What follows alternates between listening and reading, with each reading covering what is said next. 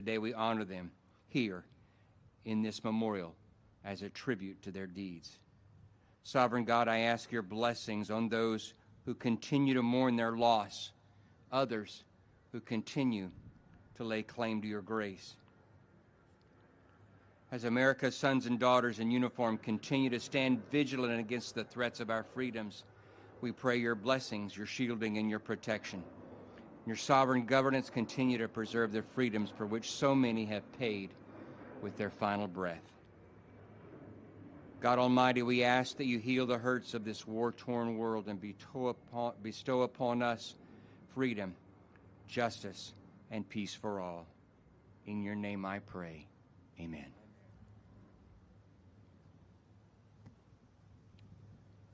Please be seated.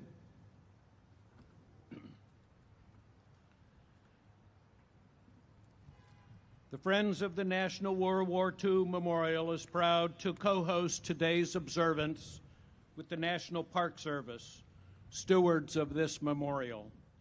We are honored to welcome Dr. Kevin Grease, Superintendent of the National Mall and Memorial Parks. Good morning. Awesome. What great weather this is, huh? Before I begin, I'd like to just recognize the fantastic honor guard, the service they perform every day for representing, respecting all of what we do for the nation, and our outstanding band. Thank you very much for everything you do for these ceremonies.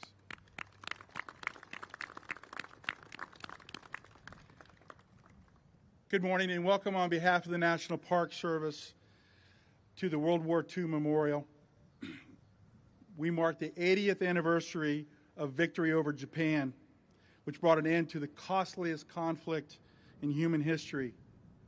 Names like Pearl Harbor, Coral Sea, Guadalcanal, Midway, and Iwo Jima, where American blood was spilled inch by inch to restore peace to the world.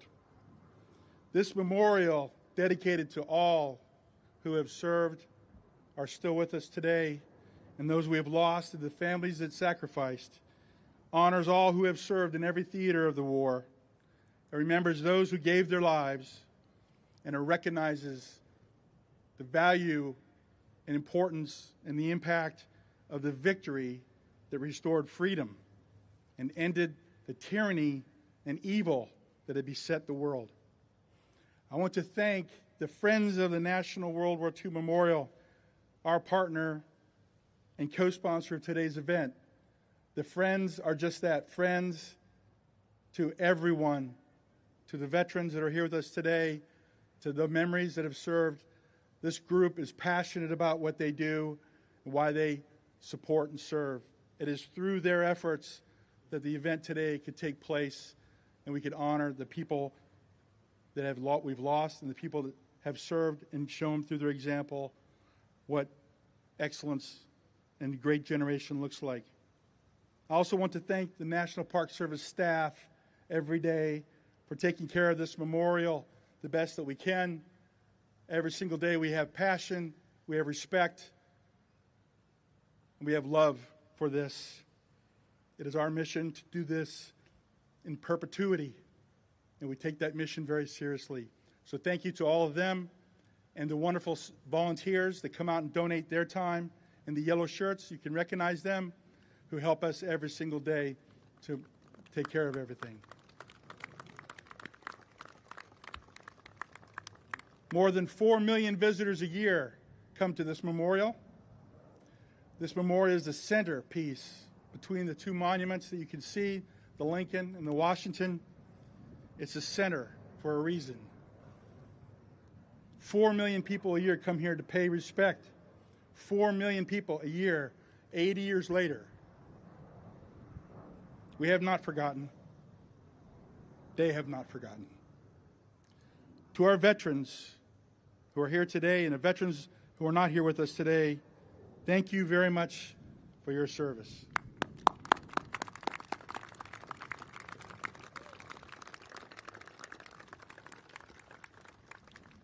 We are very honored at your presence.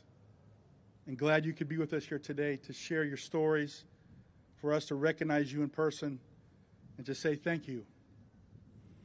No tribute can fully measure the magnitude of the sacrifice made by all the veterans, the ones that are here today, the ones that are not able to join us, the ones we've lost, and the families who were remained behind, and the ones that lost loved ones. At the surrender ceremony on September 2nd, 1945, General Douglas MacArthur said, "It is my earnest hope that from this solemn occasion a better world shall emerge, founded upon faith and understanding, dedicated to the dignity of man and the fulfillment of his most cherished wish for freedom, tolerance, and justice. In a world still striving for peace and understanding, his words remain just as relevant today, if not more."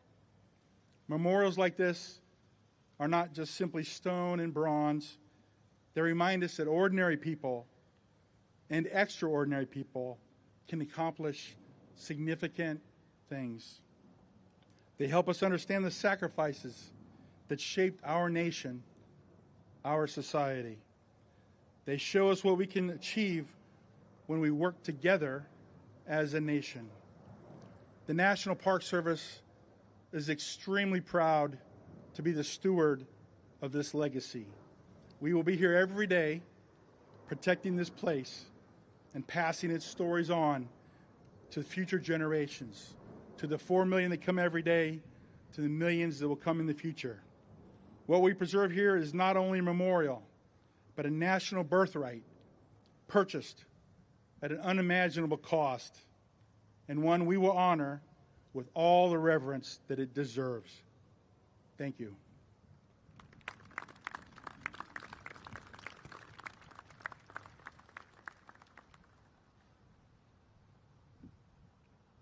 Founded in 2007, Friends of the National World War II Memorial is dedicated to honoring the greatest generation and preserving their legacy for future generations. Please welcome our chair, Mrs. Jane Dropa. Good morning. On behalf of Friends of the National World War II Memorial, I am deeply honored to welcome you this solemn and historic occasion, the 80th anniversary of VJ Day, the Allied victory in the Pacific, and the end of World War II. I want to begin by recognizing our valued allies, both of 80 years ago and today, our distinguished guests, Superintendent Grease and the National Park Service, members of the military, and all those who have gathered with us today. But most especially, I want to welcome and thank our World War II veterans.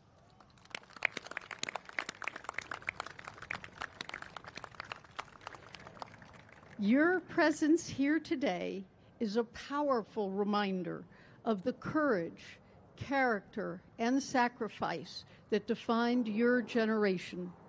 We are profoundly grateful. It is particularly meaningful for me to be here this morning because my father, John N. Irwin II, served in the Pacific Theater during World War II. He was part of Army intelligence under General MacArthur, and his service, like that of so many who served, shaped not only the course of history, but the values he passed down to our family.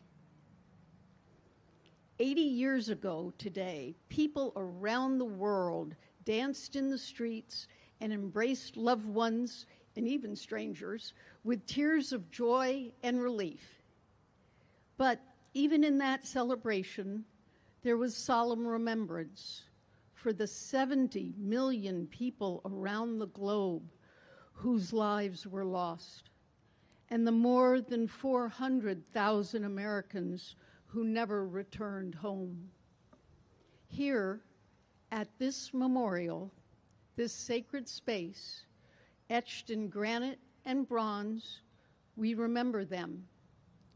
There are 4,028 stars to my left. Each one represents 100 American military deaths. In the foundation, there is soil from each of the 14 overseas World War II American military cemeteries. And we honor and remember you, our living heroes, whose bravery helped to secure that victory.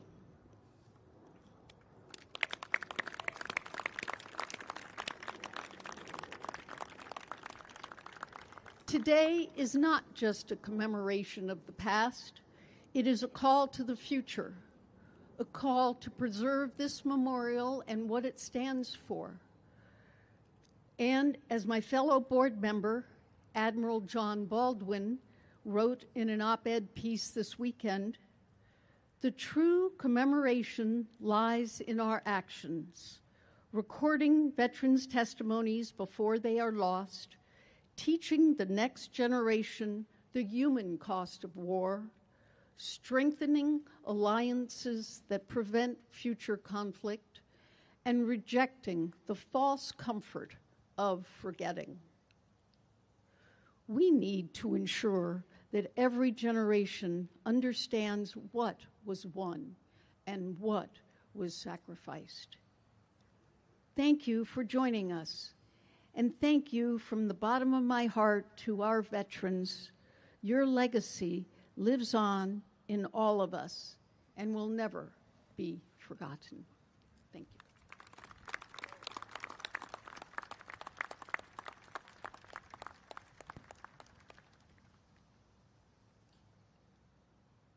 I'd now like to recognize the 36 members of the American Defenders of Bataan and Corregidor Memorial Society who are in attendance today. The flag you see displayed next to the arch on the Pacific side belongs to one of the members. That flag was made from parachute silk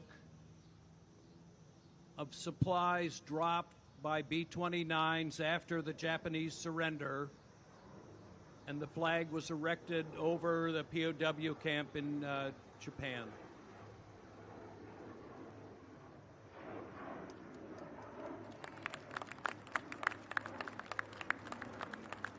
It is now my great honor to introduce to you our World War II veterans.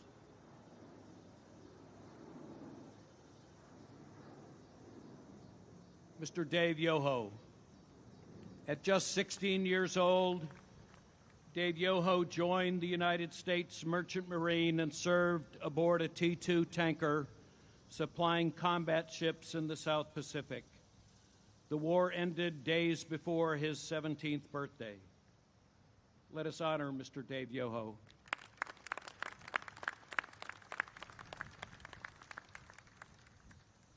Mr. Eddie Janik.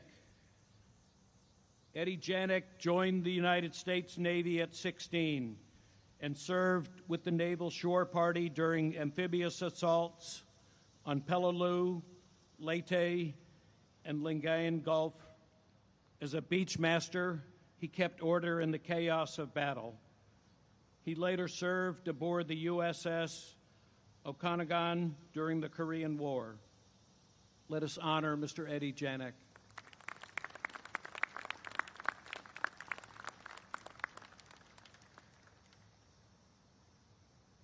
Mr. Dominic Critelli.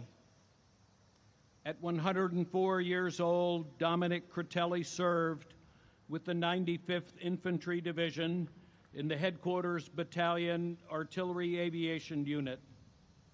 He maintained aircraft that flew surveillance missions and volunteered to drop supplies behind enemy lines during the Battle of the Bulge. Let us honor Mr. Dominic Critelli.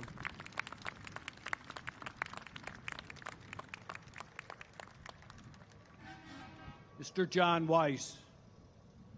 John Weiss served in the United States Navy from 1944 to 1946.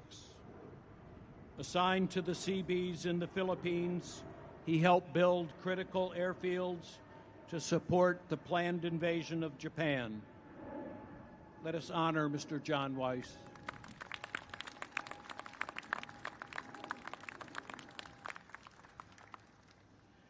Colonel Frank Cohn. At 100 years old, Frank Cohn was born in Germany in 1925 and escaped with his family to the United States at age 13. Drafted into the United States Army, he served in the Battle of the Bulge, the Rhineland, and Central European campaigns, ultimately meeting Russian forces at the Elbe River. His 35-year military career spanned service in Korea and Vietnam. Let us honor Colonel Frank Cohn.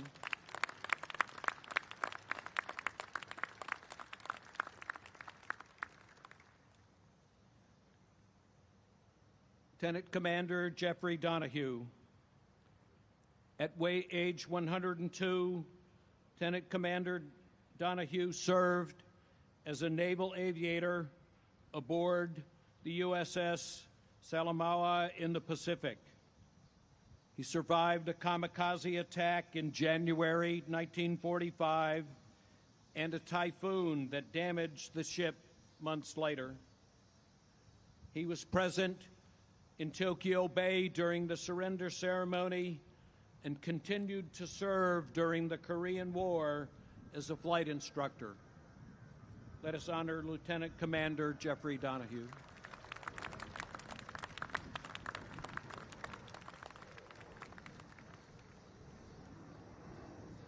Mr. Bernard Duskin, Jr. Bernard Duskin served as a first lieutenant in the United States Marine Corps, flying 88 combat missions in the Solomon and Philippine Islands. He later served as a flight instructor and continued as a captain in the Marine Corps Reserve during the Korean War. Let us honor Mr. Bernard Duskin.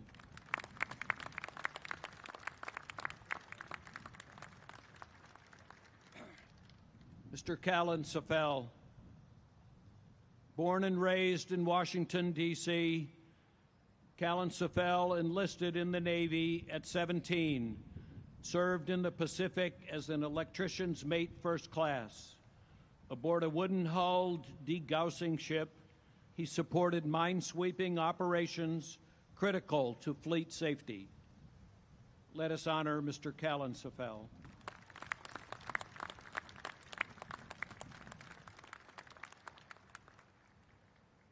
Mr. Harry Miller. Harry Miller joined the United States Army at 16 and fought in the Battle of the Bulge with the 740th Tank Battalion attached to the 82nd Airborne Division. He later served at General MacArthur's headquarters during the Korean War and in Vietnam with the United States Air Force, retiring as a senior master sergeant. Let us honor Mr. Harry Miller.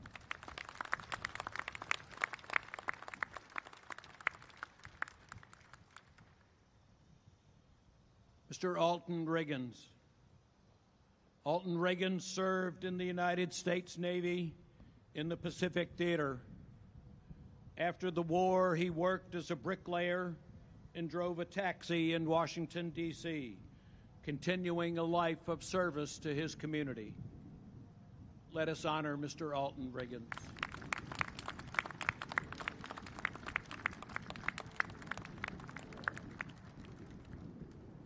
Mr. Dixon Hemphill.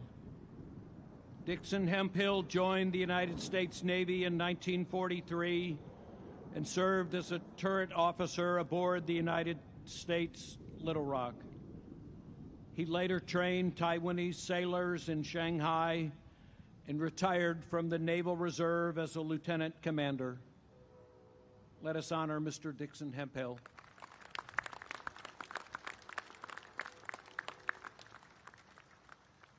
Mr. James Barron. James Barron joined the United States Navy at age 18, served aboard LST 543. On D-Day, he landed Canadian troops on Juno Beach and continued cross-channel missions, delivering reinforcements and evacuating wounded. He later built a career with the Atomic Energy Commission. Let us honor Mr. James Barron.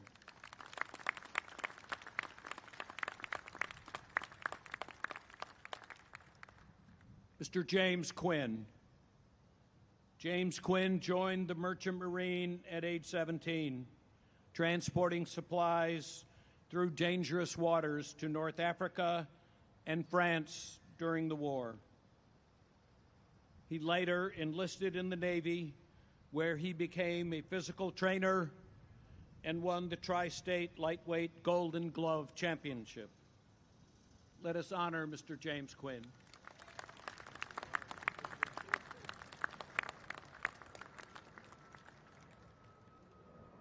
One more round of applause for all our World War II veterans.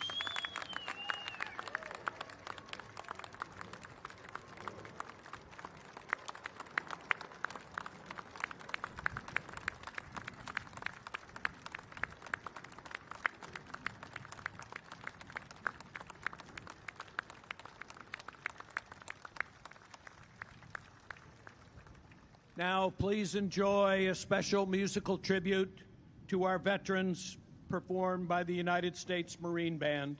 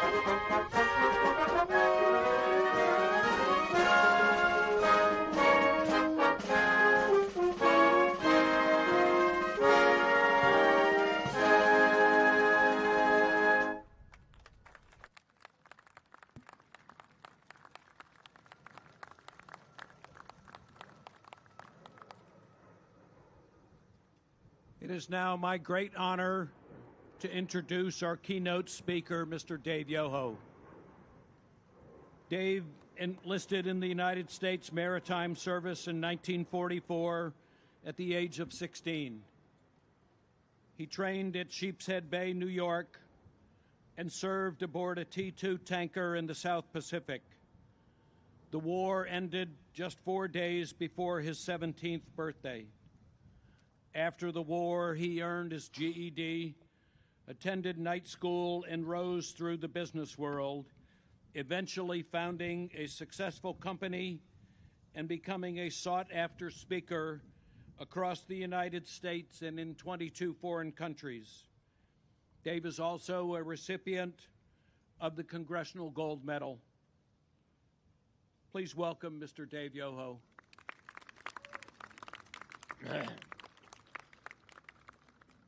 We are privileged by God to come at this age to be with you. We are privileged to know this sanctuary for those who gave their lives and those who maintain life with all kinds of challenges. We thank you, all of you, for making this possible. And we pay homage to this great, great memorial. And I cannot stop without saying, working with its director, Holly Rotundi, is a gift to us. Now I ask you to reflect on what this means to us. I am one of them, I am part of them, and I speak for them. We were like you at 15, 16, 17, 18, 19, 20 years of age. We were like you. Did you have dreams of your future? Graduating from high school, going to a prom, going to dances, dating your first girl, driving your first car, drinking a Coca-Cola. We had those dreams, but they were never fulfilled because we were called by our country. And we took an oath to pledge that what we did would help mankind. And if you view the movie, Saving Private Ryan, two things I will call to your attention. If you haven't seen it recently, watch it again. Watch the first 20 minutes, and you'll understand combat. You'll understand what they experienced. And there's another passage in there, and it takes place at the cemetery, the military cemetery in France. And we, my wife and I, have been invited twice to be the speakers on D-Day, first on the 75th anniversary and then this last 80th anniversary. But go back to that scene. And an old man kneels before a cross in that cemetery, and he says these words, "Did I lead a worthy life? Did what I did count for anything? Did I represent the oath I took?" And from that, I had the good experience to meet the director of that film, and I said to him, that stays with me. Every time I speak in the cemetery, I think about that. Take a walk with me, if you will. Will you walk with me? And you walk over to those stars that you see described. Every one of those stars represents 100 of us who didn't come back. Every one of those stars also represent the families that they left behind, the children, the mothers, the sisters, the brothers, the wives that we left behind. And we are represented here in these structures today. You'll see all the different kinds of people who come to pay homage. Take a walk with me. I want to take you to Pont-de-Hoc. I want you to experience what I experienced twice, standing at the foot of Pont-de-Hoc, D-Day invasion. And when that emoted, and that happened, there's a cliff, a mighty cliff that rises into the air. And U.S. Coast Guards on something called a Higgins boat, flat-bottom boat, carried with them rockets that they shot into the side of that cliff. And from that they shot in there were grappling hooks, there were ropes and chain stairs to climb. And 235 of the nation's finest Rangers stood at the foot of there, and at the blow of a whistle proceeded up the face of that cliff. Live it with me, stand with me, experience it, because they got wiped out by German artillery, by German machine guns. They got wiped out. And as one man falls, the second man takes his place. And they finally get to the top of this cliff, and the Germans had moved back their artillery. They moved it back miles. And these guys reaching the top now with no more than a duffel bag full of grenades, find those guns, disarm those guns by dropping hand grenades down the barrel, forever suspending them. But here's the price. 235 start that day. 85 can stand at the end of that day. I want to take you back to Pearl Harbor. We were attacked without notice. Nobody came and said, we're going to have a war, now get together. They did it on a Sunday morning, December 7th, 1941. They flew in there.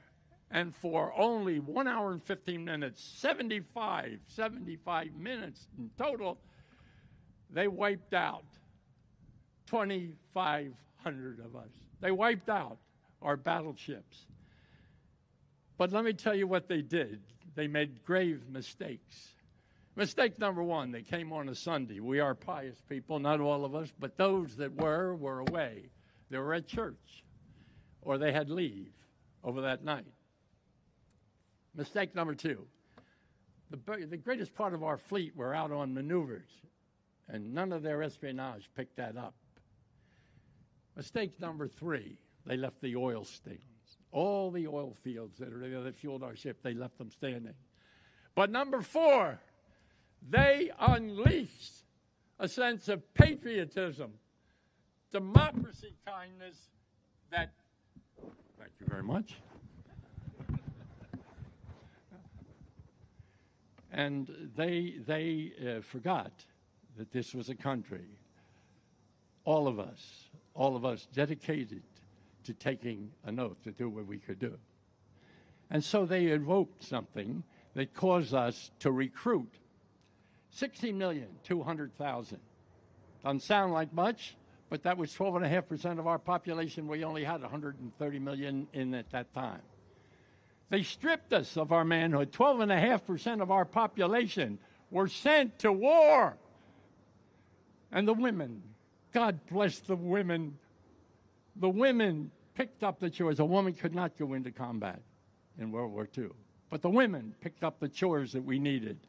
They drove the buses. They drove the tugs. They drove the tanks. They did everything that men did in factories. And if it hadn't been for them, we could have never supplied the goods that we shipped. We shipped, hear me, 15 million tons of armament, clothing, food. 15 million tons. That's to Europe. We shipped 8 million tons to the Mediterranean. We shipped 13 million tons to the Pacific. And we sent 5 million tons to our allies in Russia. Now, how many of you know that history? Don't raise your hands, because it's not taught in your school system, and you will never experience what I'm about to tell you in any lectern in a school that tells you the sacrifice that were made. I look at these gentlemen. I complimented this morning.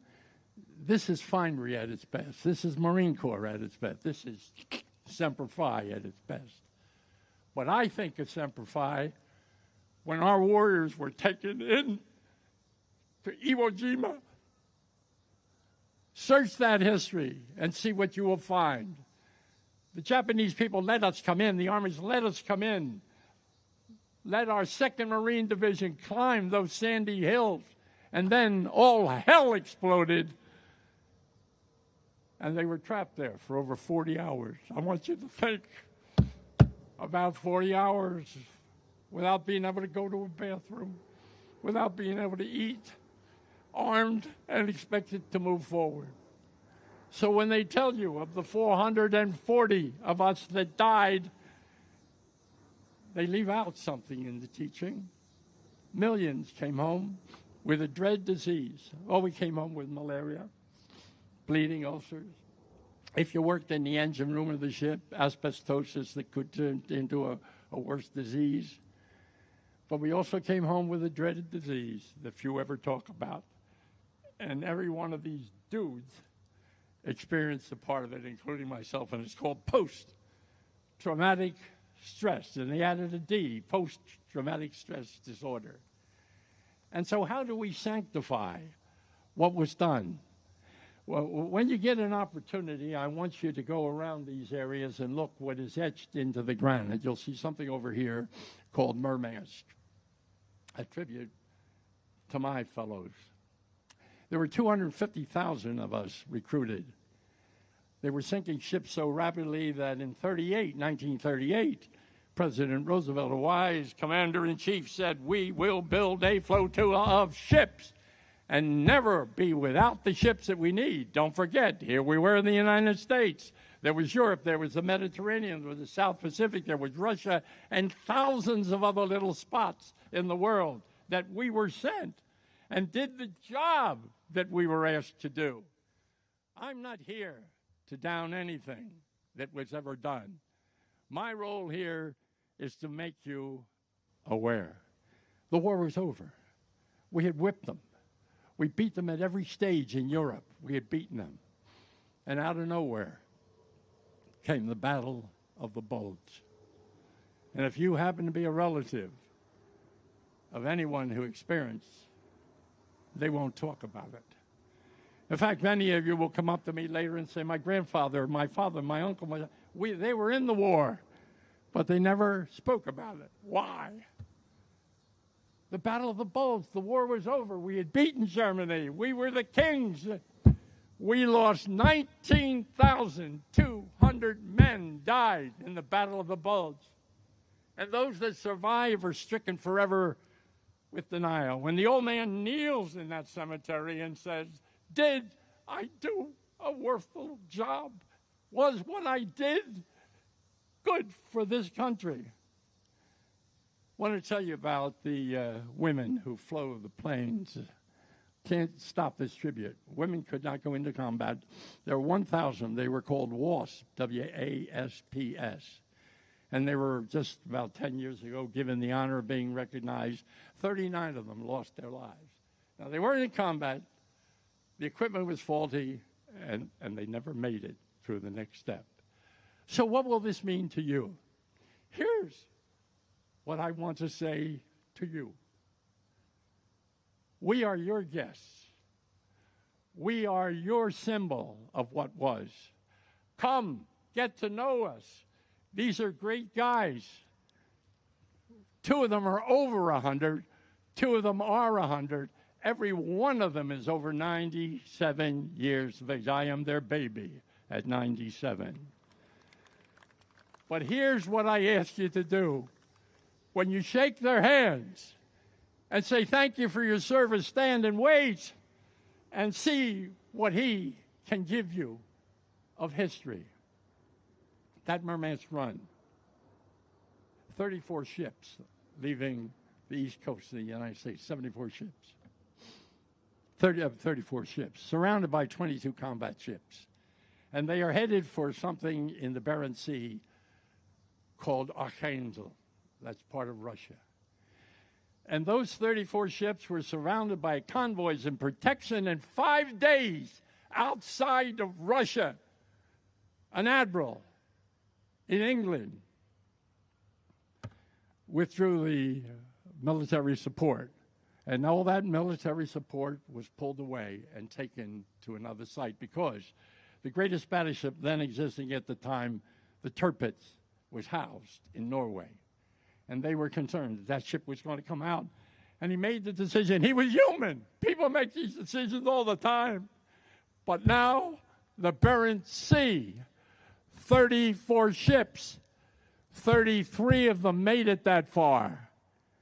The Barents Sea at that time of the year has a water temperature of 45 degrees below zero. If you hit that water, you have less than 4 minutes to survive. That's the Murmansk run. I take no umbrage with the fact that it's not in most history books. I take no umbrage that so many of the people, one of these gentlemen was in the Seabees. I defy you and your family ask what the Seabees did. There was a special division of the Navy. They said it was going to be a non-combatant position.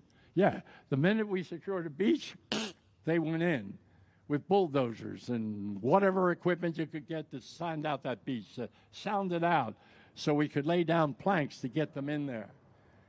So what did we give? We gave our youth. willingly, graciously, and ever thankful for the opportunity to do so.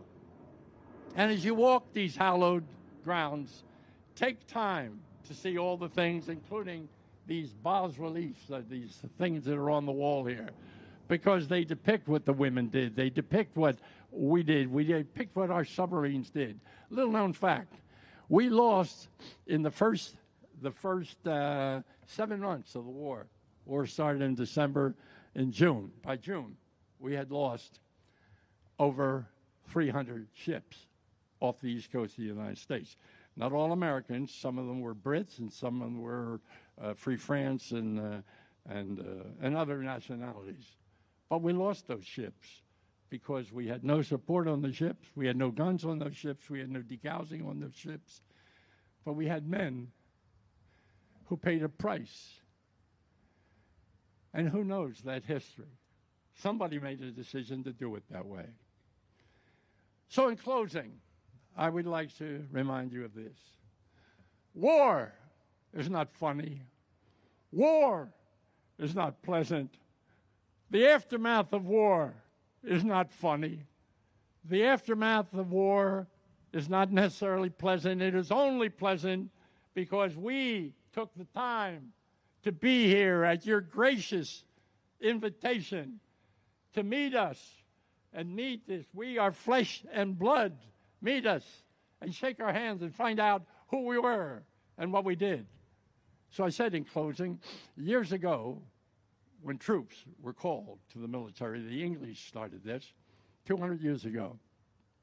The army came into a town and the bagpipe would skirl.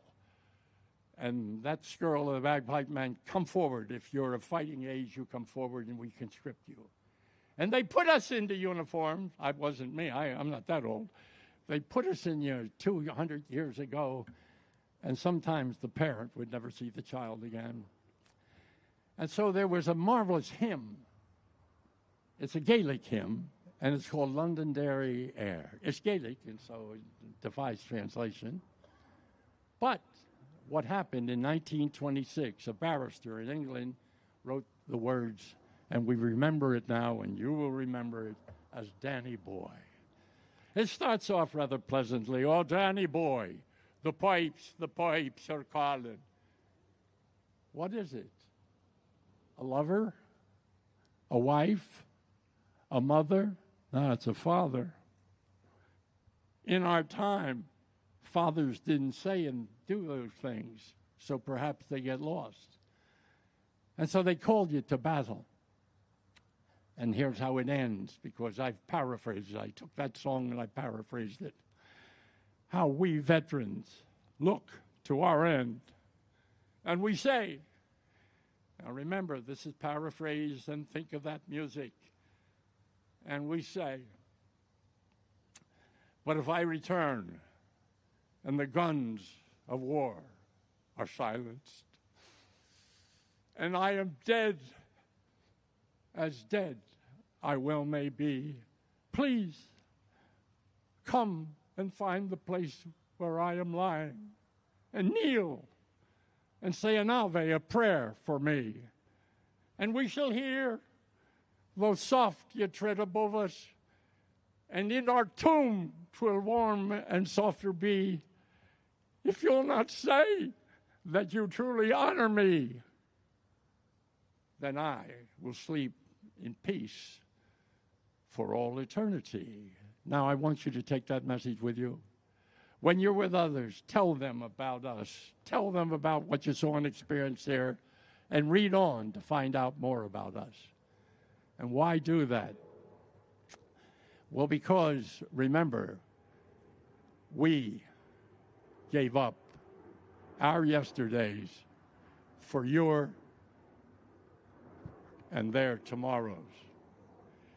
Now, as you leave this place, remember it, remember the words, and tell it to your friends, and tell them to experience this place, and tell them to experience us, to touch our hands, and then say to them that we gave up our yesterdays for their tomorrows, and we thank them for the privilege. And if they say to you, who spoke those words? Tell them it was a 16-year-old boy in the heart and mind of a 97-year-old veteran of World War II. God bless you.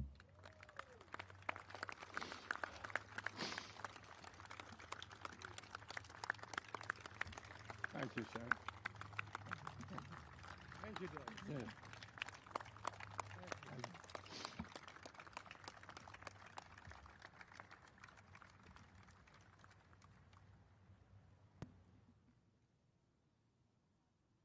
Ladies and gentlemen, please remain seated while we prepare for the official wreath laying at the memorial's Freedom Wall.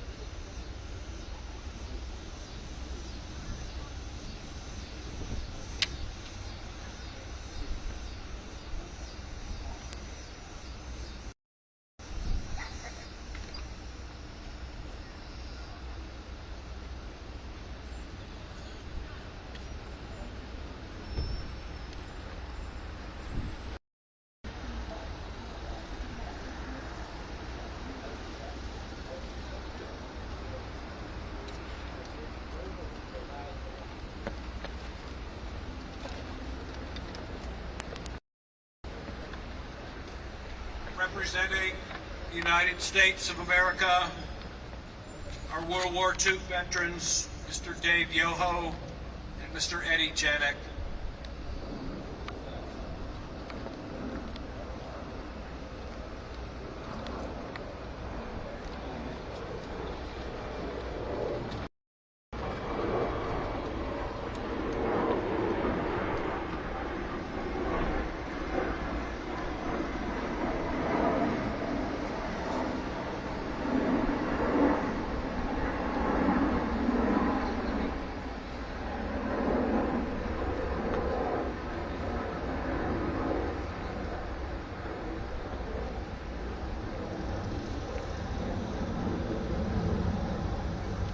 Representing the National Park Service, World War II veteran, Mr. Dominic Critelli, accompanied by National Mall and Memorial Park Superintendent, Dr. Kevin Grease.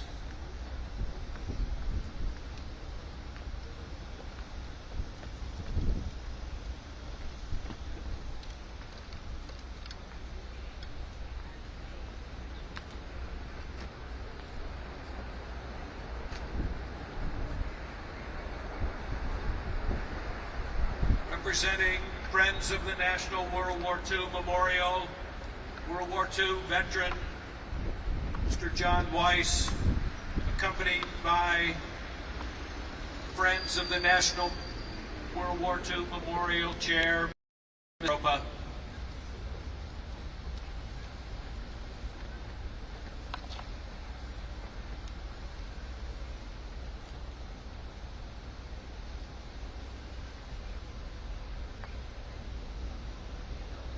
Representing the United States Army, World War II veteran, Colonel Frank Cohn, accompanied by Chaplain Kevin Trimble.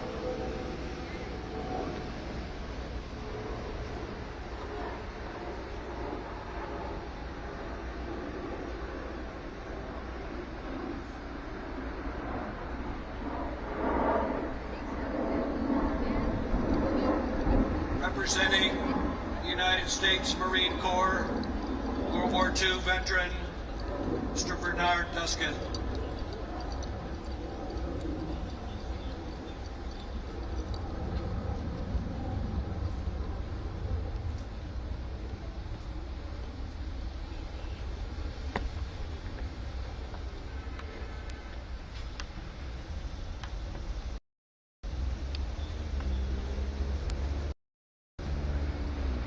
Representing the United States Navy, World War II veterans, Lieutenant Commander Jeffrey Donahue and Mr. Callan Safel.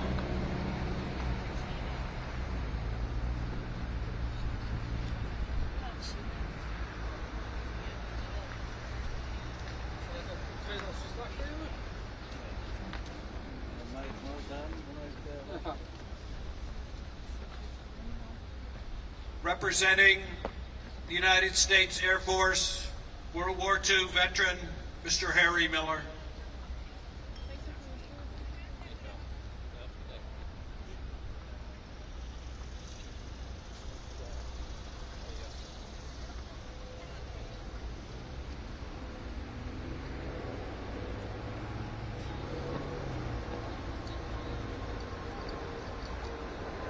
Representing the United States Coast Guard, World War II veterans, Mr. Alton Riggins and Mr. Dixon Hemphill.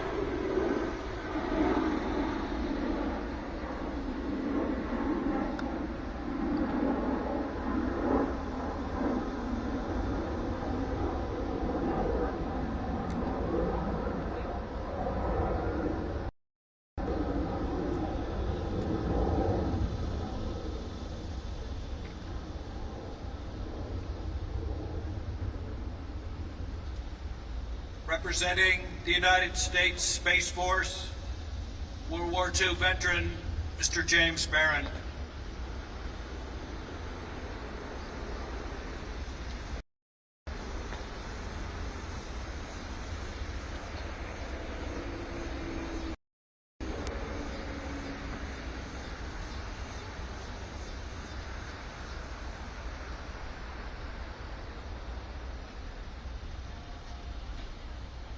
Representing the United States Merchant Marine, our Maritime Administration, Mr. David Hatcher, and Mr. Michael Griggs, accompanied by World War II veteran Mr. James Quinn.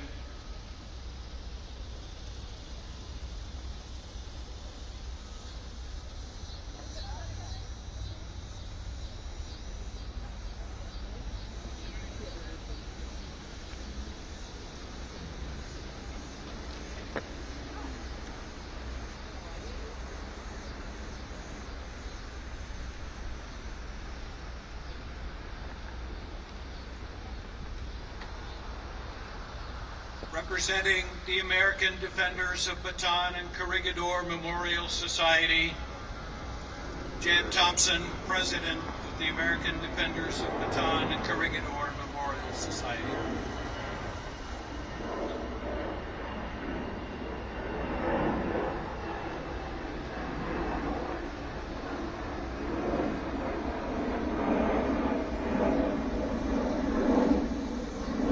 Please rise for the playing of taps.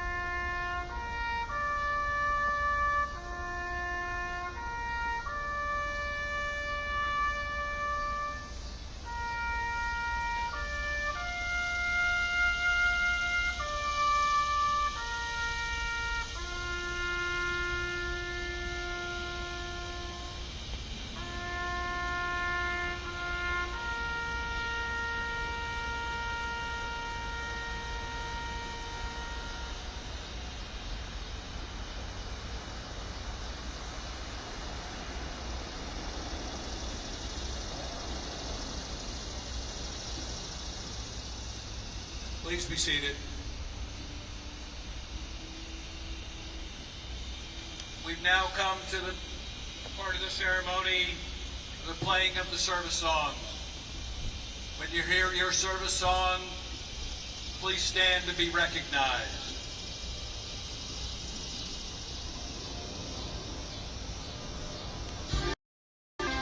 United States Merchant Marine.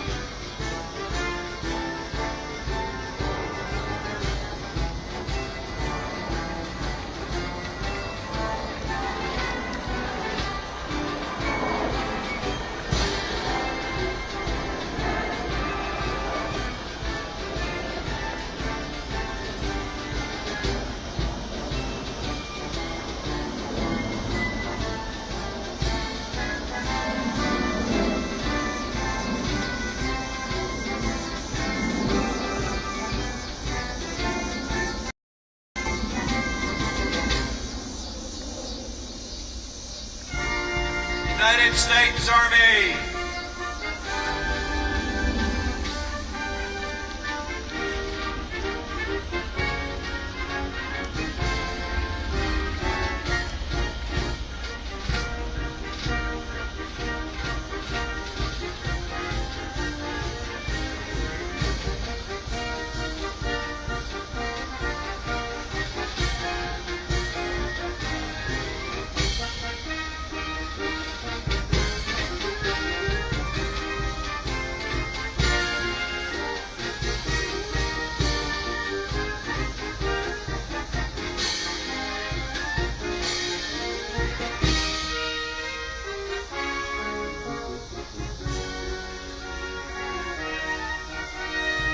United States Navy.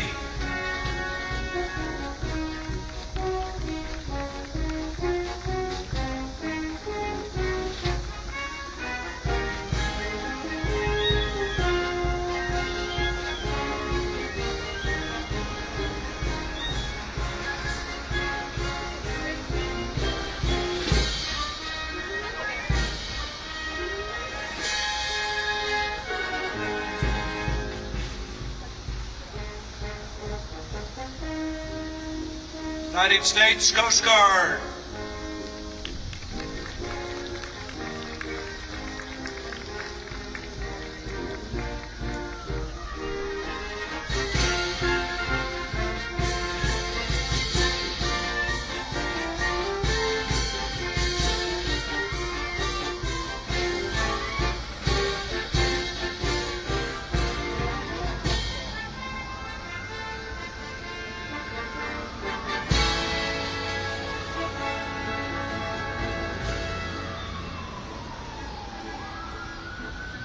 United States Air Force.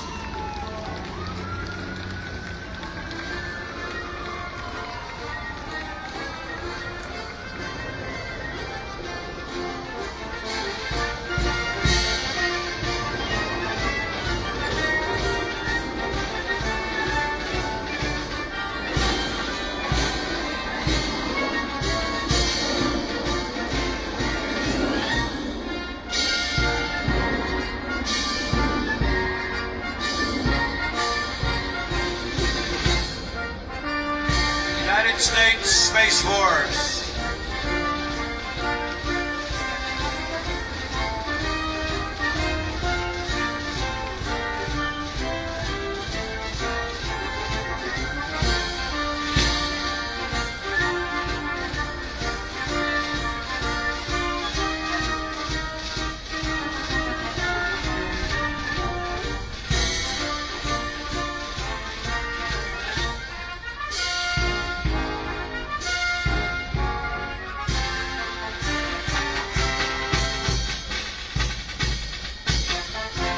United States Marine Corps.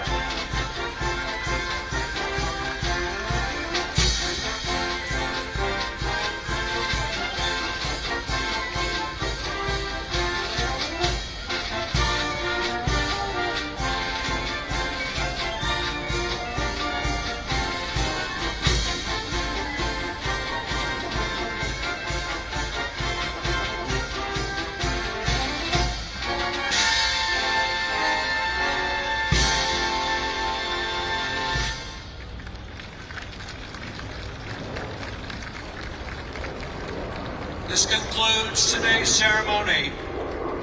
Thank you very much for joining us today as we mark the 80th anniversary of victory over Japan. May we carry forward the legacy of the greatest generation, honoring their sacrifice, preserving their stories, and dedicating ourselves to the ideals they fought to defend.